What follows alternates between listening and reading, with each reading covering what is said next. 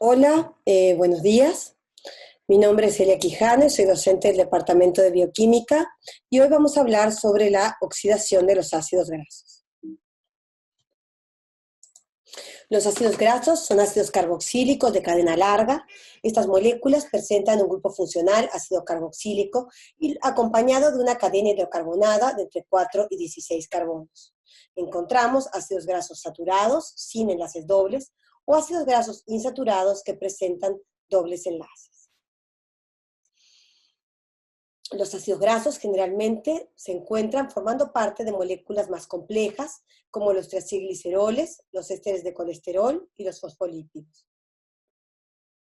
Podemos encontrarlos en los lípidos de la dieta, en lípidos almacenados en el tejido adiposo, y también pueden ser sintetizados de nuevo en el hígado. En relación a los lípidos ingeridos en la dieta, estos se degradan y absorben a nivel del intestino delgado. Las sales biliares emulsionan los lípidos ingeridos en la dieta, formando micelas mixtas. Luego las lipasas intestinales actúan sobre estas micelas, degradando a los triacilgliceroles, liberando ácidos grasos y glicerol, que son luego captados por las células epiteliales de la mucosa intestinal. En estas células, los ácidos grasos y el glicerol son reesterificados a triacilgliceroles nuevamente y empaquetados junto con otros lípidos y apoproteínas en kilomicrones. Los kilomicrones son lipoproteínas que luego viajan por el sistema linfático hasta la sangre, y en los capilares, al encontrarse con la lipoproteína lipasa, los triglicéridos son degradados nuevamente a ácidos grasos y glicerol. La lipoproteína lipasa es activada por la apoproteína C2 presente en los kilomicrones. Los ácidos grasos liberados entonces son captados por las células en los tejidos. Y una vez dentro de la célula pueden tener distintos destinos. Pueden ser utilizados para la obtención de energía o si no, reesterificados nuevamente a triacilgliceroles que son luego almacenados. Acá podemos ver un kilomicrón. Esta lipoproteína, como podemos ver, presenta en su interior a los triglicéridos y ésteres de colesterol, y en la superficie encontramos a los lípidos anfipáticos, como los fosfolípidos, las moléculas de colesterol sin esterificar, así como también a las apolipoproteínas.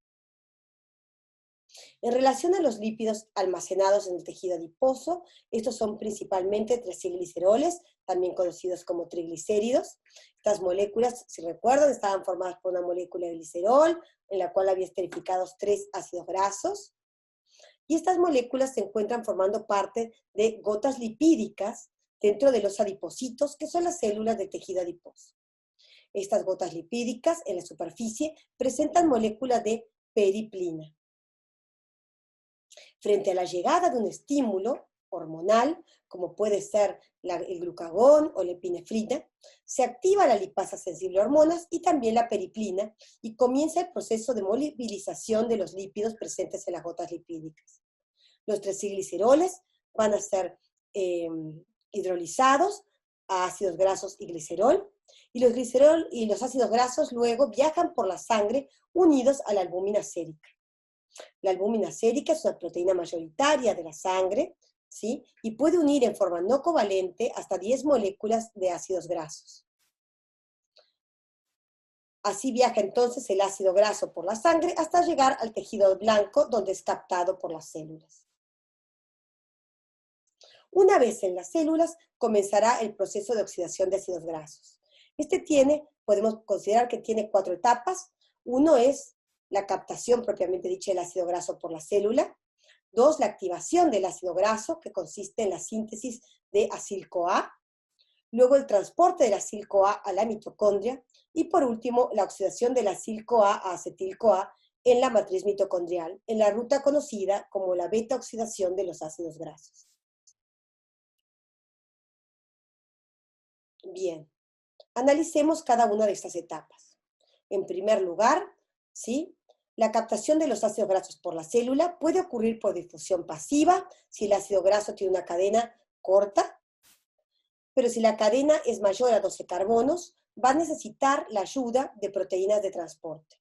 En ese caso decimos que la captación ocurre por difusión facilitada. Y en este proceso participan proteínas como la proteína transportadora de ácidos grasos, y la translocasa de ácidos grasos. Una vez en el citosol, comienza el proceso de activación, y en este participa la acil-CoA sintetasa, que cataliza la reacción que forma la acil-CoA, después la pirofosfatasa inorgánica, que cataliza la hidrólisis del pirofosfato. Y en total todo esto es un proceso muy exergónico. Aquí podemos ver cómo la acil-CoA sintetasa cataliza la reacción en que el ácido graso reacciona con la coenzima A para formar una acil-CoA. En esta molécula, el ácido graso y la coenzima A se encuentran unidos por un enlace tioéster. Esta reacción se acopla a la rotura de un enlace de alta energía del ATP, formando AMP y pirofosfato. El pirofosfato luego es hidrolizado a 2 fosfatos inorgánicos por la pirofosfatasa inorgánica. La acil-CoA sintetasa es una enzima que presenta 3 isoenzimas diferentes con distinta especificidad para ácidos grasos de cadena muy larga, mediana o corta.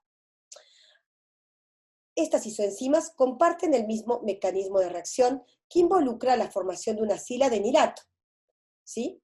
Un anhídrido mixto unido a la enzima. Este aciladenilato se forma cuando el ácido graso ataca al ATP, ¿sí? Se libera el pirofosfato y se forma el aciladenilato. Luego la coenzima A, ¿sí? Ataca al aciladenilato, se libera el AMP y se forma el acil-CoA. Aquí podemos ver el enlace éster. El pirofosfato será hidrolizado en la reacción catalizada por la pirofosfatasa inorgánica para dar 2 fosfatos inorgánicos. Como podemos ver aquí, ¿sí? En todo este proceso se rompen 2 enlaces de alta energía. Uno, en la reacción catalizada por la acil-CoA sintetasa, se rompe el enlace del ATP, liberando el AMP y el pirofosfato, y esta reacción tiene una energía libre de menos 15 kJ por mol. Y luego, en la reacción catalizada por la pirofosfatasa, se rompe el enlace del pirofosfato, liberando 2 fosfatos, y esta reacción tiene una energía libre estándar de menos 19 kJ por mol. En definitiva, el proceso global tiene una energía libre estándar de menos 34 kJ por mol. Es un proceso muy exergónico debido al clivaje de estos 2 enlaces de alta energía. Bien. Una vez formado, el acil-CoA será transportado a la mitocondria. Y para esto, el ácido graso, o el grupo acilo, debe unirse transitoriamente al grupo hidroxilo de la carnitina. La carnitina es esta molécula que podemos ver aquí, es una amina cuaternaria que cuenta con un grupo hidroxilo. Aquí se unirá por medio de un enlace éster el ácido graso. En el proceso de transporte participan 2 enzimas y un transportador. En primer lugar, la enzima carnitina aciltransferasa 1, también conocida como carnitina palmitoiltransferasa 1 o CPT1. Esta reacción cataliza una reacción de transesterificación, en que el grupo acilo es transferido desde la coenzima A la carnitina, formando acilcarnitina y liberando coenzima A. Luego, la acilcarnitina es transportada al interior de la mitocondria por el transportador acilcarnitina-carnitina, en intercambio por una carnitina. Por último, tenemos la enzima carnitina aciltransferasa 2, también conocida como carnitina palmitoiltransferasa 2 o CPT2, que cataliza también una reacción de transesterificación en el cual el grupo acilo es transferido desde la carnitina hacia la coenzima A, formando nuevamente acil-CoA y liberando la carnitina. Aquí podemos ver este proceso nuevamente, que se conoce como el ciclo de la carnitina. Podemos ver cómo la carnitina aciltransferasa 1 se encuentra ubicada en la membrana mitocondrial externa. ¿Sí? Aquí cataliza esta reacción de transesterificación, formando la acilcarnitina.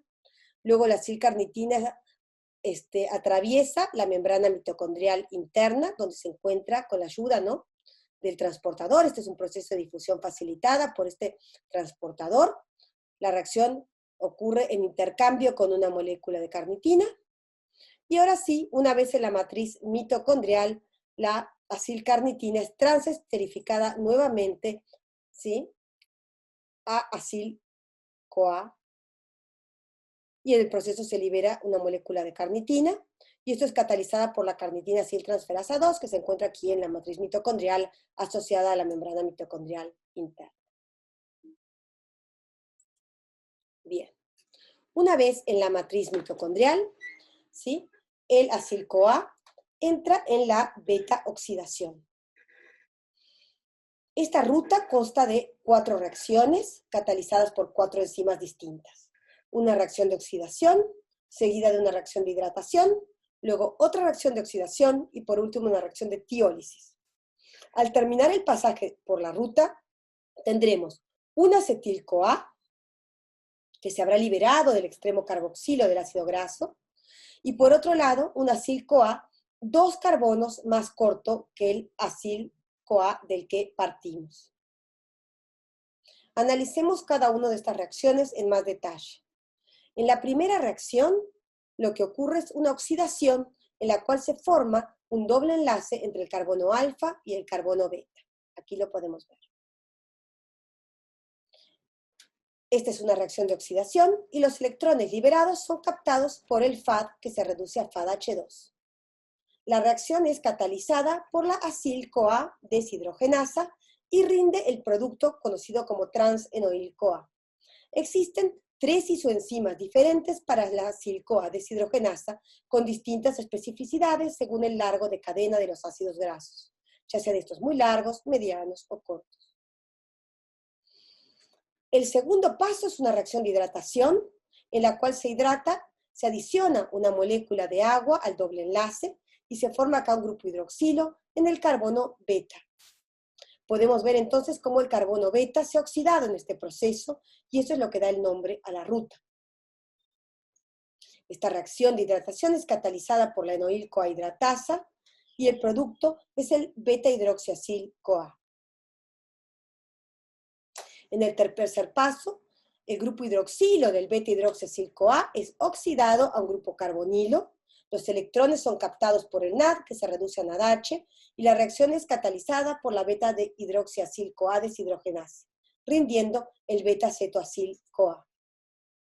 En el último paso, el beta-cetoacil-CoA va a ser clivado, ¿sí?, por una molécula de coenzima A, rindiendo acetil-CoA y acil-CoA. Esto es lo que se conoce como una reacción de tiólisis y es catalizado por la tiolasa. El nombre tiólisis surge de la homología de esta reacción con las reacciones de hidrólisis.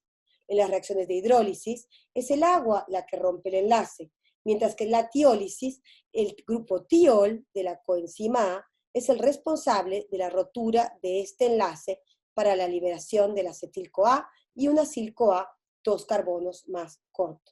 En este caso, sería un acil-CoA de 14 carbonos, cuyo nombre es el miristoil-CoA. El miristoil-CoA, formado al final de este pasaje por la ruta, entrará nuevamente en la beta-oxidación. Sufrirá nuevamente los pasos de oxidación, hidratación, oxidación y tiólisis, liberando una molécula de acetil-CoA y un acil-CoA de 12 carbonos. Este volverá a entrar a la beta-oxidación y este proceso se repetirá hasta que todo el ácido graso sea oxidado a acetil-CoA. A partir de un ácido graso de 16 carbonos como el palmitoil-CoA, se obtienen 8 moléculas de acetil-CoA y es necesario el pasaje 7 veces por la ruta.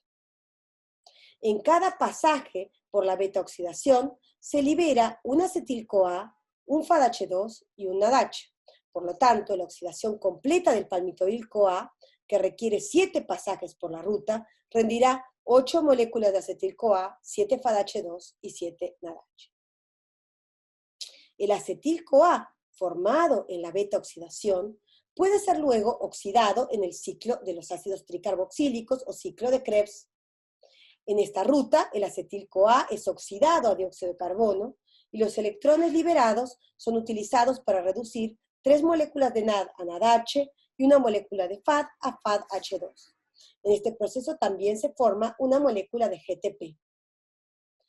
Los NADH y FADH2 formados en la oxidación del acetil-CoA, así como los formados en el proceso de beta-oxidación, Entregan luego sus electrones a la cadena respiratoria mitocondrial. El transporte de los electrones por los complejos hasta llegar al oxígeno es un proceso exergónico que libera energía. Esta energía se utiliza para la síntesis de ATP. Podemos entonces calcular cuánto ATP se forma en la oxidación completa del palmitoil-CoA. Como dijimos, ¿sí?